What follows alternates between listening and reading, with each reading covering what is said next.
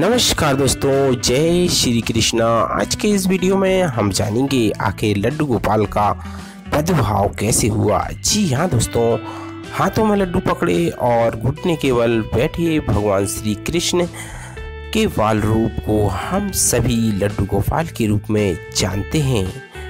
जो लोग उन्हें अपने घर में रखते हैं वे उनकी देखभाल अपने बच्चों की तरह करते हैं। लेकिन क्या आपने कभी सोचा है कि भगवान का यह स्वरूप कैसे प्रकट हुआ, उन्हें यह रूप क्यों लेना पड़ा? इस कथा के दो मुख्य पात्र हैं, कुंभनदास और उनके बेटे रघुनंदन।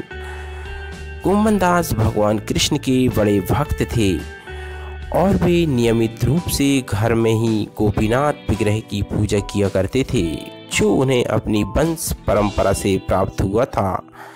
एक दिन काम के सिलसिले में कुंभनदास को घर से बाहर जाना पड़ा।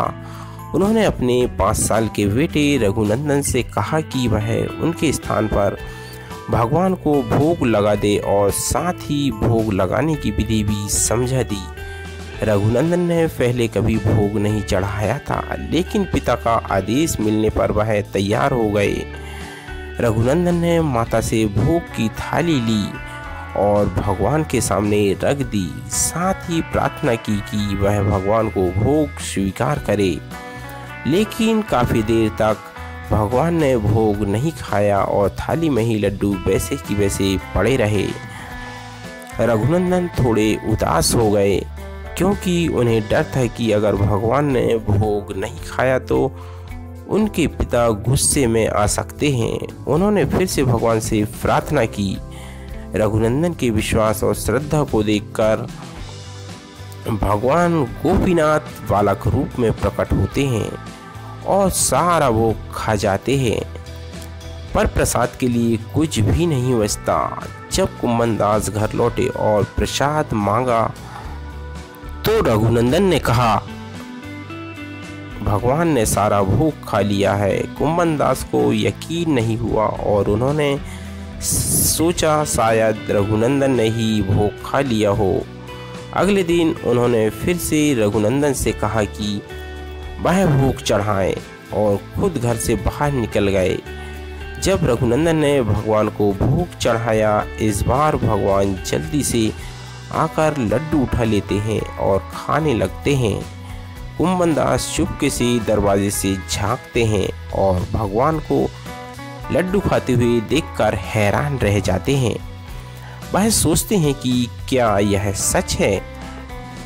भगवान ने उनके मन के संदेह को दूर किया और फिर भगवान गोपीनाथ अपने विग्रह में वापस प्रवेश कर जाते हैं और उनके हाथ का लड्डू आधा ही रह जाता है।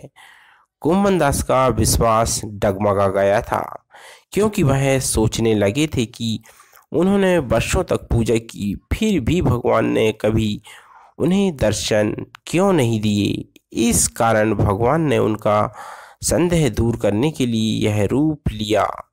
कहा जाता है कि कटप्पा जिले के पास श्रीखंड क्षेत्र में भगवान गोपीनाथ के विग्रह के दर्शन करने वाले भक्तों को आज भी भगवान के हाथों में वही आधा लड्डू दिखाई देता है।